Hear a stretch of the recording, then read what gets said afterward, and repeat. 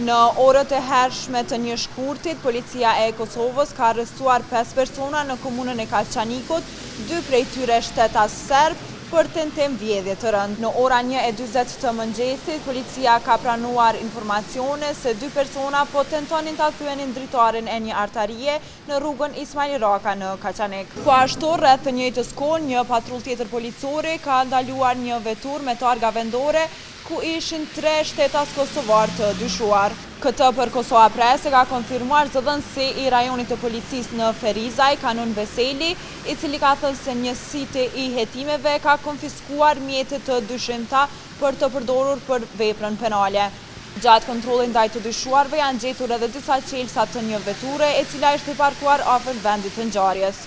Të dyshuarit janë intervistuar në prani të avokatëve mbrojtës dhe përkthyesve, ndërsa 2 nga ata kanë pranuar përfshirje në rast. Me urdhër të prokurorit të shtetit, 5 personat janë dërguar për mbajtje për 48 orë për procedura të mëtejme hetimore. Rreth këtij tentim vjedhje të rënd, ekipi i Kosova Press ka vizituar pronarin e artarisë, i cili ka deklaruar se grabitësit nuk kanë arritur të grabitin asgjë përveç disa dëme në dritarën e artarisë. Sipas informatave të tij nga policia e Kosovës, së përfshirë ishin edhe 5 persona të tjerë, të cilët nuk janë deklaruar për opinionin publik.